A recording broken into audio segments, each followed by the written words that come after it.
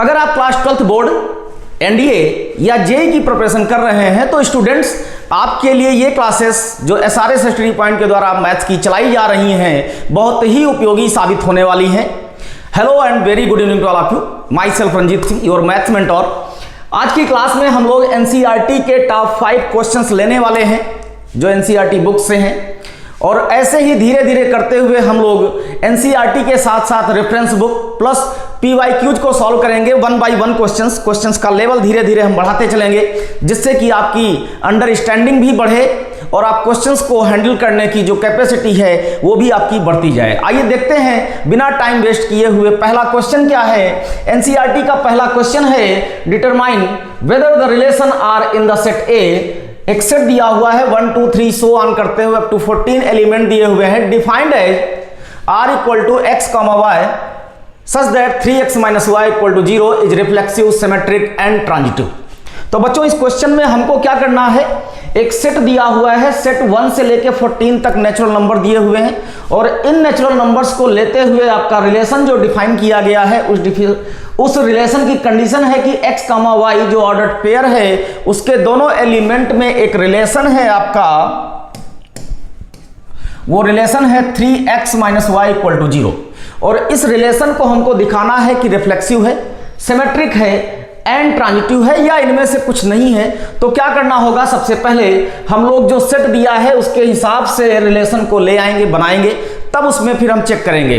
तो जो रिलेशन दिया हमने बताया था जब रिलेशन को डिफाइन किया था कि रिलेशन जब भी डिफाइंड होगा तो ऑर्डर्ड पेयर जो दिया होगा इसके बाद यहां जो कंडीशन दी होती है यही कंडीशन आपकी मेन होती है। तो इस कंडीशन को देखते हुए इस सेट से हम एक रिलेशन बनाएंगे, जनरेट करेंगे।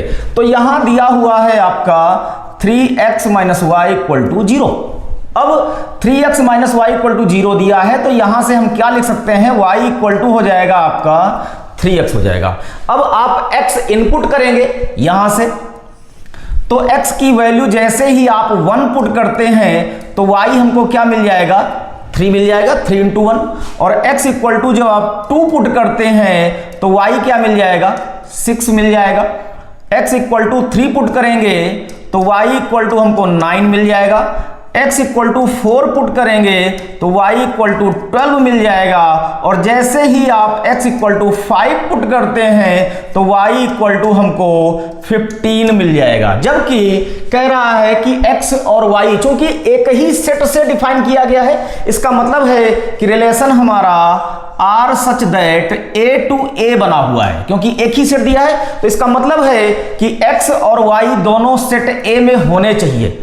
x और y दोनों एक ही सेट में है तो इसका मतलब है x तो 5 दिया हुआ है लेकिन y 15 आ गया, जबकि सेट में एलिमेंट कहां तक है, नंबर कहां तक है, 14। इसका मतलब है ये वाला केस एक्सेप्ट नहीं किया जाएगा। तो आपका जो रिलेशन बना बच्चों, रिलेशन आपका बन गया 1,3 2,6 3,9 एंड 4,12 बना। ये रिलेशन आपका बना। अब इस रिलेशन को हमको देखना होगा कि रिफ्लेक्सिव, सिमेट्रिक और ट्रांजिटिव में से क्या क्या है और क्या नहीं है। तो पहला केस आप जानते हैं कि रिफ्लेक्सिव के लिए कंडीशन क्या हमने लिखाया था, रिफ्लेक्सिव के लिए हमने लिखाया था कि सेट ए में जितने एलिमेंट होंगे, सेट ए में जितने भी एलिमेंट होंगे उन सब का सेल्फ वाला ऑर्डर्ड पेयर उस रिलेशन में एग्जिस्ट करना चाहिए। और आप देख रहे हैं कि सेट ए में 1 2 3 सो ऑन करते हुए कहां तक दिया हुआ, 14 तक दिया हुआ है। तो अगर हम पहला नंबर देखें 1 बिलोंग्स टू सेट ए है, बट कहीं भी 1,1 belongs to set relation R नहीं दिख रहा है आपको, इस रिलेशन में कहीं भी 1,1 नहीं दिख रहा है। तो हम क्या लिखेंगे, since 1,1 does not belong to R, since 1 belongs to A, so the relation is not reflexive। तो पहला केस आपका बन गया कि रिलेशन हमारा रिफ्लेक्सिव नहीं है। क्यों नहीं है? क्योंकि सेट ए में एलिमेंट 1 है, 2 है, 3 है, इन सब के सेल्फ वाले ऑर्डर्ड पेयर होने चाहिए थे। मतलब रिलेशन में 1 1 भी होना चाहिए था, 2 2 होना चाहिए था, 3 3 होना चाहिए, ये सारे करते हुए सारे एलिमेंट होने चाहिए थे, लेकिन नहीं है, इसलिए ये रिलेशन हमारा रिफ्लेक्सिव नहीं है। अब बात करें अगर हम सिमेट्रिक रिलेशन की, तो सिमेट्रिक रिलेशन की डेफिनेशन क्या कहती है? सिमेट्रिक कहता है कि if A comma B belongs to R implies that B, A should also belongs to R for all A, B belongs to set A। ये तो डेफिनेशन कह रही है। अब हमको क्या देखना है कि A, B वाला कोई ऑर्डर्ड पेयर अगर है तो हमको B, A वाला भी ऑर्डर्ड पेयर मिलना चाहिए। तो देखते हैं रिलेशन में आप पहला ही ऑर्डर्ड पेयर देख रहे हैं। क्या देख रहे हैं कि 1, 3 बिलोंग्स टू R, बट कहीं भी रिलेशन में 3, 1 बिलोंग्स टू R नहीं है। 1, 3 तो दिख रहा है, लेकिन पूरे रिलेशन में कहीं भी 3, 1 नहीं दिख रहा है। एक ही कंडीशन सफिशिएंट होती है उसको सिमेट्रिक ना डिफाइन करने के लिए। तो जब हमको 1, 3 मिला तो 3, 1 भी मिलना चाहिए था। 2, 6 है तो 6, 2 भी होना चाहिए था। 3, 9 है तो 9, 3 भी होना चाहिए था। और 4, 12 है तो 12, 4 भी होना चाहिए था। बट इन चारों में से एक का भी रिवर्स नहीं है, इसलिए हमारा जो रिलेशन है वो सिमेट्रिक नहीं है। ये तो केस हो गया सिमेट्रिक का। अब अगर बात करें ट्रांजिटिव की, तो ट्रांजिटिव क्या कहता है? ट्रांजिटिव कहता है कि अगर रिलेशन में A, B दिखे आपको और B, C दिखे, तो आपको उसी रिलेशन में A, C भी मिलना चाहिए, जहां A, B, C belongs to set A। Set A में तीनों एलिमेंट हैं, उनका इस तरह का ऑर्डर्ड पेयर दिखे तो रिलेशन ट्रांजिटिव होगा, और अगर नहीं दिख रहा है तो रिलेशन ट्रांजिटिव नहीं होगा। तो आप देख रहे हैं कि 1, 3 आपको मिल रहा है, 3, 9 मिल रहा है। तो इसको अगर हम इधर लिख लें,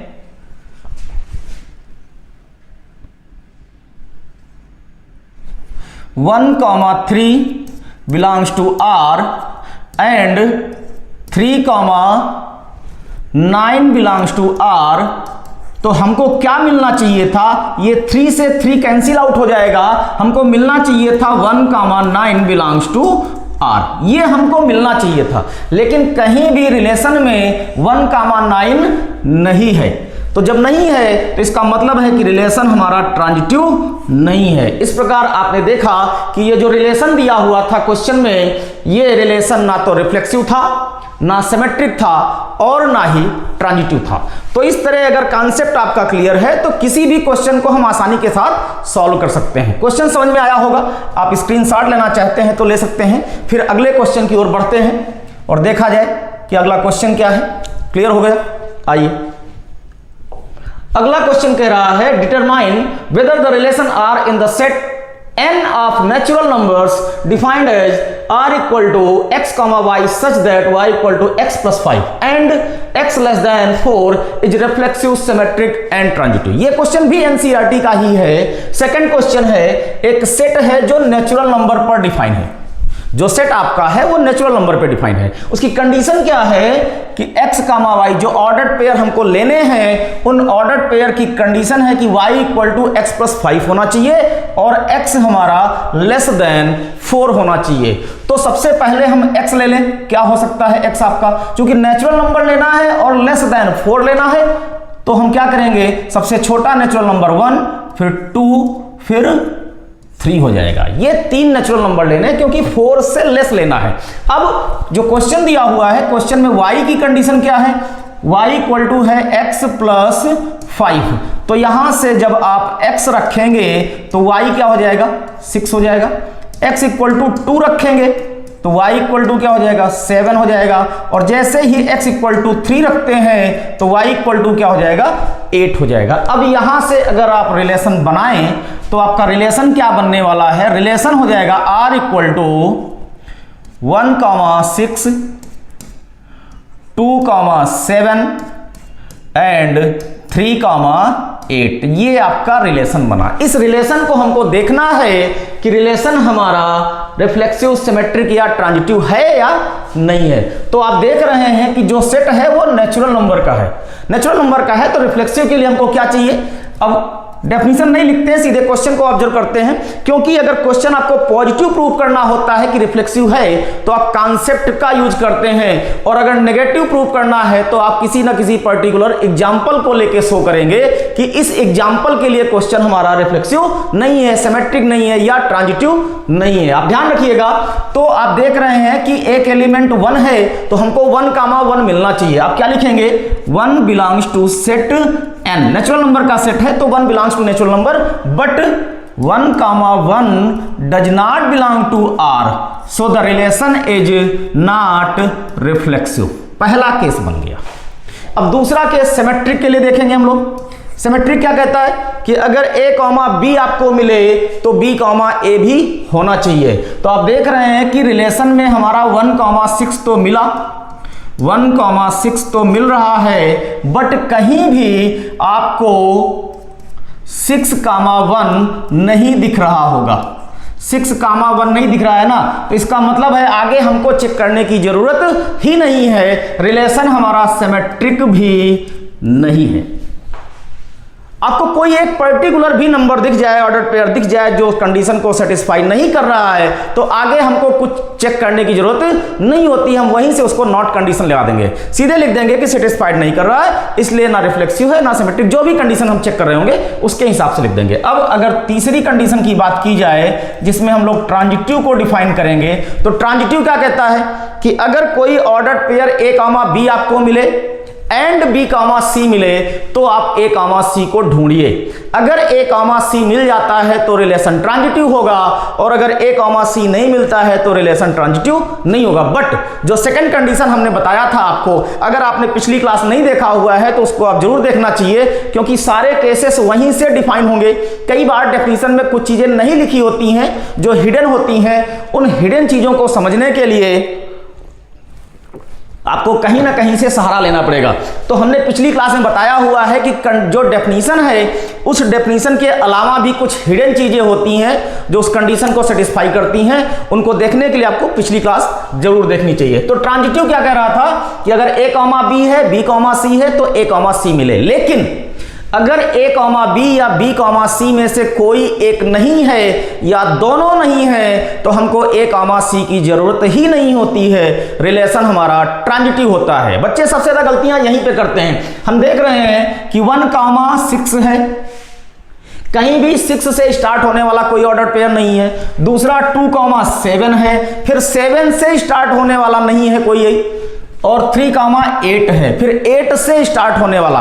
मतलब ये हुआ कि अगर a, b है तो अगला ऑर्डर पेयर आपको b, c फॉर्मेट का मिलना चाहिए। इसका मतलब क्या हुआ कि यहां जो दूसरा एलिमेंट है अगले किसी ऑर्डर पेयर में वो पहला एलिमेंट बन जाए, तब आगे हम a, c की बात करेंगे।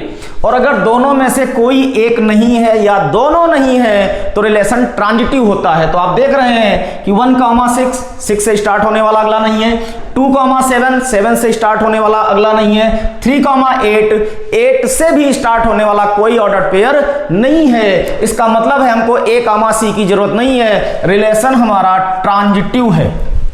तो इस तरह आपने देखा कि आपका रिलेशन रिफ्लेक्सिव नहीं था, सिमेट्रिक नहीं था, लेकिन ट्रांजिटिव है। आइए स्क्रीनशॉट लेना चाहते हैं तो आप स्क्रीनशॉट ले सकते हैं, और कमेंट बॉक्स में जरूर बताइएगा क्वेश्चन आपको समझ में आया कि नहीं आया। क्लास आपके लिए बिल्कुल महत्वपूर्ण होने वाली है। आगे की क्लासेस जैसे जैसे क्लास बढ़ती जाएगी आपके क्वेश्चंस का लेवल बढ़ाते जाएंगे।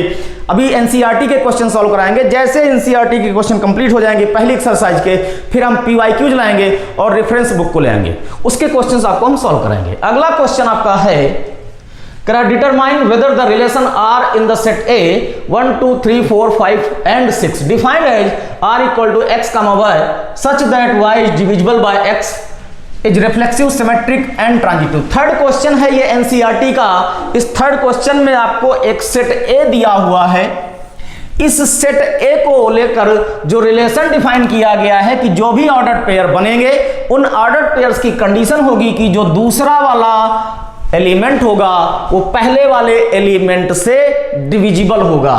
तो आप रिलेशन बनाएंगे, सबसे पहले जो रिलेशन बनने वाला है देखिए 1, तो 1 से डिविजिबल है, इसका मतलब है कि 1,1 हमारा एग्जिस्ट करेगा। फिर 1,2 नहीं होगा, क्यों नहीं होगा? अच्छा देख लेते हैं 1,2 y डिविजिबल, तो 1,2 भी हो जाएगा क्योंकि कह रहा y डिविजिबल बाई x होना चाहिए। दूसरा एलिमेंट पहले एलिमेंट से डिविजिबल होना चाहिए, तो 1 से हमारा 2 डिविजिबल है।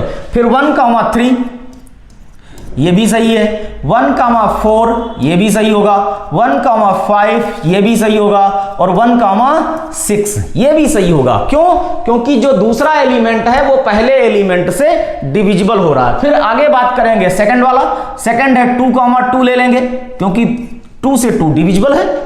इसके बाद 2,1 नहीं हो सकता है, क्यों नहीं हो सकता है? जैसे ही हम 2,1 को लेंगे तो जो रिलेशन की डेफिनेशन है उसके हिसाब से 1 को 2 से डिविजिबल होना चाहिए, मतलब इंटीजर आना चाहिए, लेकिन 1/2 करेंगे तो इंटीजर नहीं आएगा, इसलिए हम 2,1 नहीं ले सकते। फिर 2,3 ये भी नहीं ले सकते हैं, 2,4 ले सकते हैं, क्यों? 4 से 2 डिविजिबल है। 2,5 नहीं ले सकते हैं, 2,6 ले सकते हैं क्योंकि 6 हमारा 2 से डिविजिबल हो गया। अब 3 की बात करें तो 3,1 नहीं ले सकते, 3,2 नहीं ले सकते हैं, 3,3 ले सकते हैं, 3,4 नहीं ले सकते, 3,5 नहीं ले सकते हैं, लेकिन 3,6 ले सकते हैं। फिर बात करेंगे 4 एलिमेंट की, तो 4,1 नहीं होगा, 4,2 नहीं होगा क्योंकि 4,2 का मतलब हो गया 4, अगर 2 लेते हैं तो 2 को 4 से डिविजिबल होना चाहिए था, जो कि नहीं होगा। तो 4,3 भी नहीं होगा, लेकिन 4,4 हो जाएगा। अब 4,5 भी नहीं होगा और 4,6 भी नहीं होगा। तो अगला एलिमेंट कौन लेंगे आप? 5 लेंगे। 5,1 नहीं होगा, 5,2 नहीं होगा, 5,3 नहीं होगा, 5,4 नहीं होगा, लेकिन 5,5 होगा। 5,6 भी नहीं होने वाला। अगला एलिमेंट कौन है? 6 है। 6 के साथ 1 नहीं आएगा क्योंकि 1 हमारा 6 से डिविजिबल नहीं है। 6,2 नहीं आएगा, 6,3 नहीं आएगा, 6,4 नहीं आएगा, 6,5 नहीं आएगा, लेकिन 6,6 आएगा। ये आपका कंप्लीट रिलेशन बना।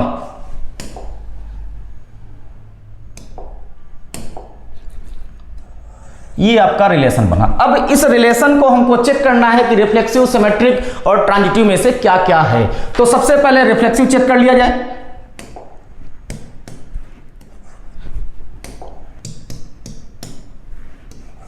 क्या हो गया भाई?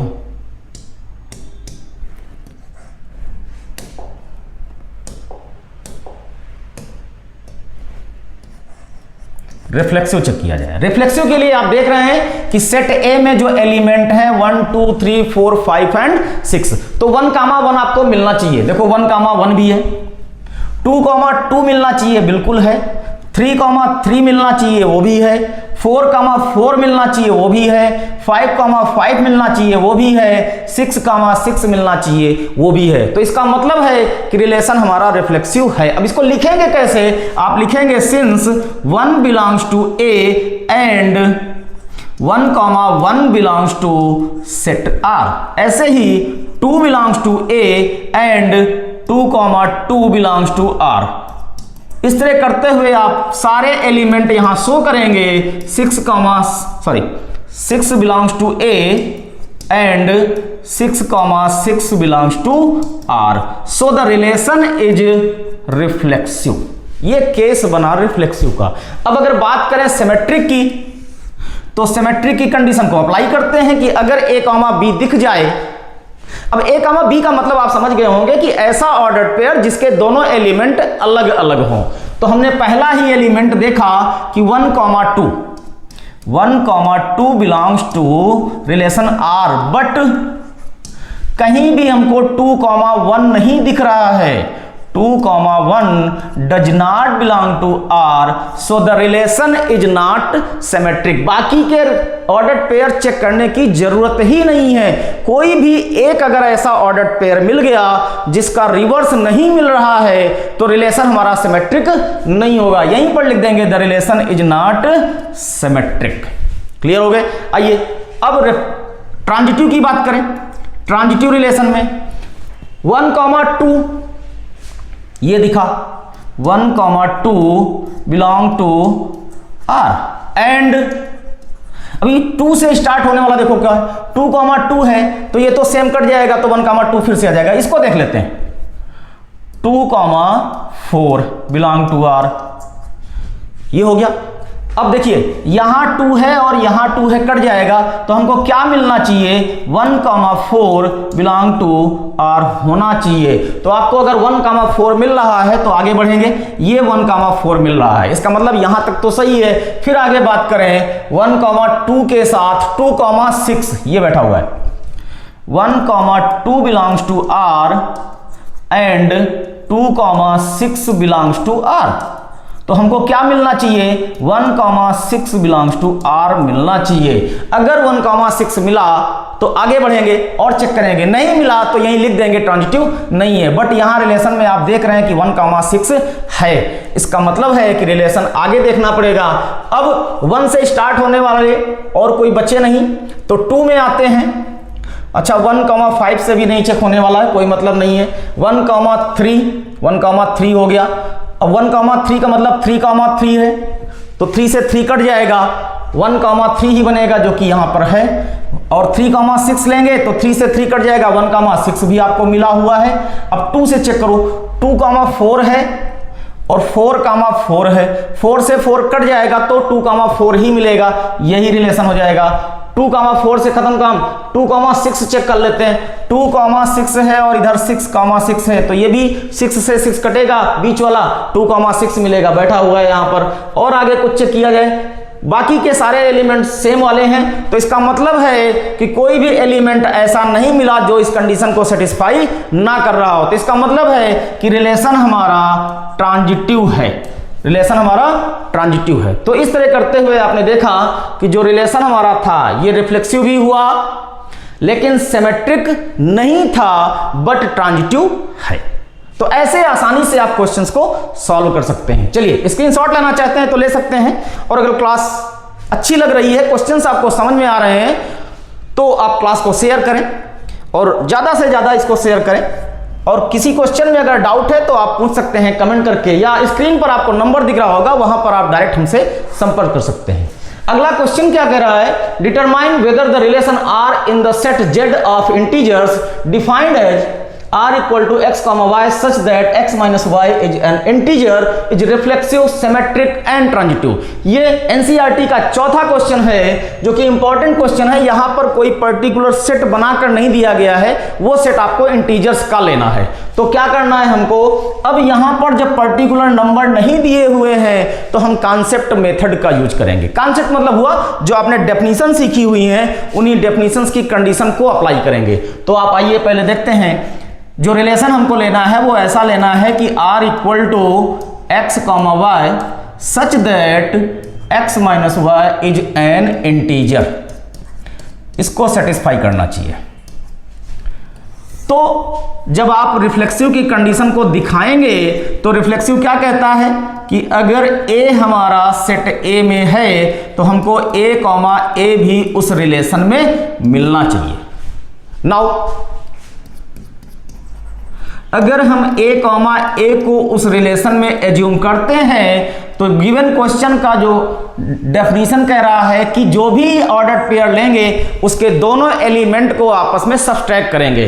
तो जैसे ही आप a में a को माइनस करेंगे तो आपको 0 मिलता है, और आप जानते हैं कि 0 एक इंटीजर होता है। यही तो कह रहा है कि अगर हम x और y को आपस में सब्सट्रैक्ट करें, x में y को सब्सट्रैक्ट करें तो हमको इंटीजर मिलना चाहिए। तो जब आप a में a माइनस करेंगे तो आपको 0 मिलेगा जो कि एक इंटीजर होता है। अब यहां a के स्थान पर कोई भी नंबर आप ले लीजिए, कोई भी नंबर है, अगर उसको आपस में सब्ट्रैक्ट करेंगे तो 0 मिलेगा, और 0 एक इंटीजर होता है, इसलिए रिलेशन हमारा रिफ्लेक्सिव है। क्लियर हो गई बात। अब सेकेंड कंडीशन की बात करें सिमेट्रिक की। सिमेट्रिक कहता है कि अगर a, b आपको मिल रहा है तो आपको b, a भी मिलना चाहिए, ये तो डेफिनेशन कहती है। अब क्वेश्चन पे अगर हम आए कि a, b belongs to r है, तो इसका मतलब है रिलेशन के हिसाब से कि a माइनस b हमारा इज एन इंटीजर, ये क्वेश्चन कह रहा है। तो अगर यहां से हम माइनस कॉमन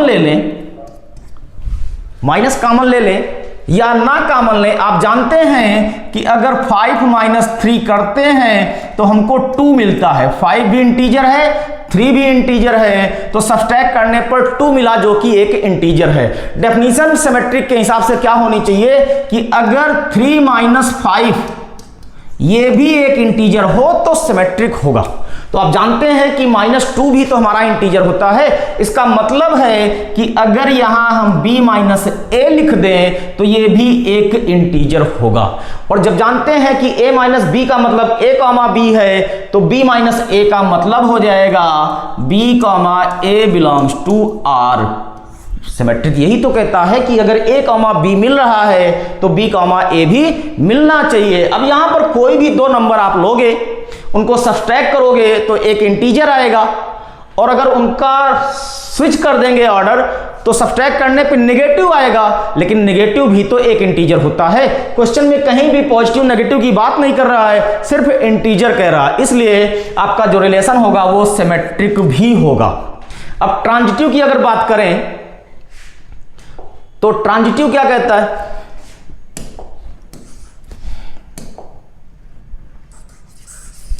ट्रांजिटिव कहता है कि अगर a, b आपको मिल रहा है, b, c मिल रहा है, तो आपको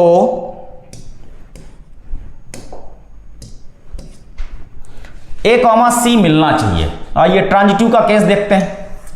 ट्रांजिटिव के केस में क्या होगा? a, b अगर हमने कंसीडर किया बिलोंग्स टू r, तो इसका मतलब होगा कि a minus b is an integer, a, b is an integer, and b, c ले लें, आल्सो b माइनस c, ये भी एक इंटीजर होगा। ये तो रिलेशन की जो डेफिनेशन है वो कह रही है ना, इसको तो हमने नहीं कंसीडर किया, हमने तो इसके हिसाब से यहां पे लिखा। अब हमको कंसीडर क्या करना है कि यहां से हमको अगर a माइनस c इंटीजर मिल जाए तो रिलेशन ट्रांजिटिव हो जाएगा। तो आप देख रहे हैं b से b क्या होगा? कैंसिल आउट हो जाएगा। अगर इसको हम ऐड करेंगे तो हमको क्या मिल जाएगा? a minus c is an integer हो जाएगा। अब यहां a, b और c के स्थान पे आप अगर 3 नंबर ले लें कोई से भी, सपोज दैट आपने 6 लिया, 5 लिया और 2 ले लिया। चलिए इसमें से इसको अगर हम माइनस करेंगे तो 6 माइनस 5 हमारा 1 आएगा, ये इंटीजर हुआ। फिर 5 माइनस 2 करेंगे तो 3 आएगा, ये भी इंटीजर हुआ। लेकिन अगर 6 माइनस 2 करें और इंटीजर मिल जाए तो हमारा रिलेशन ट्रांजिटिव हो जाएगा। तो 6 माइनस 2 जैसे ही आप करेंगे ये आपका हो जाएगा 4 जो कि इंटीजर है। तो इस तरह हम देख रहे हैं कि जो ट्रांजिटिव की कंडीशन है वो भी सेटिस्फाइड हो रही है, तो रिलेशन हमारा क्या हुआ? ट्रांजिटिव हो गया। तो ये रिलेशन हमारा रिफ्लेक्सिव भी था, सिमेट्रिक भी था और ट्रांजिटिव भी था। और आपने देखा था पिछली क्लास में कि अगर कोई रिलेशन रिफ्लेक्सिव भी हो, सिमेट्रिक भी हो, ट्रांजिटिव हो, तो वो रिलेशन इक्विवेलेंस रिलेशन कहलाता है। इसलिए ये जो क्वेश्चन दिया गया है, इस क्वेश्चन का जो रिलेशन है वो एक इक्विवेलेंस रिलेशन है। तो ऐसे आसानी के साथ, अब इसमें देखिए हमने कहीं एग्जाम्पल को नहीं मेंशन किया, ये एग्जाम्पल सिर्फ आपको समझाने के लिए किया। क्यों? क्योंकि क्वेश्चन में हमको पॉजिटिव प्रूव करना था, रिलेशन भी रिफ्लेक्सिव भी था, सिमेट्रिक भी था और ट्रांजिटिव था। तो यहां हम पर्टिकुलर एग्जाम्पल नहीं मेंशन कर सकते हैं, ये हमने सिर्फ आपको समझाने के लिए, ये आपको लिखना नहीं है कॉपी में, आपको सिर्फ ये लिखना होगा। मतलब ये हुआ कि अगर किसी रिलेशन को पॉजिटिव प्रूव करना है तो आपको कॉन्सेप्ट का यूज करना होगा, और अगर नेगेटिव प्रूव करना है कि नहीं है तो आप कोई ना कोई पर्टिकुलर नंबर लेंगे। क्यों?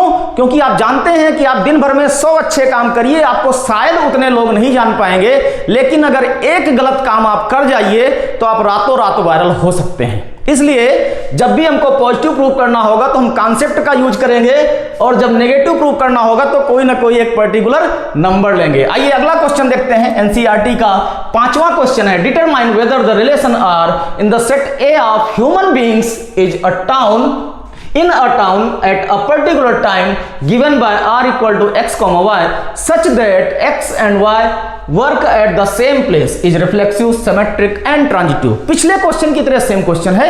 इस क्वेश्चन को आप लोग सॉल्व करेंगे और कमेंट बॉक्स में आंसर देंगे कि रिफ्लेक्सिव, सिमेट्रिक और ट्रांजिटिव में से क्या है क्या नहीं है। अगली क्लास में हम लोग इसके आगे के क्वेश्चंस को लाएंगे एनसीईआरटी के ही, और जैसे ही एनसीईआरटी की पहली एक्सरसाइज कंप्लीट हो जाएगी फिर आपकी रेफरेंस बुक और पीवाईक्यूज को सॉल्व कराएंगे जो आपके एनडीए, क्लास 12 और जेईई मेंस लेवल के होंगे। अगर आप टीजीटी, पीजीटी की तैयारी कर रहे हैं तो उसके लिए भी आपकी ये क्लास महत्वपूर्ण होने वाली है। चलिए मिलते हैं अगली क्लास में, तब तक के लिए जय हिंद एंड थैंक यू।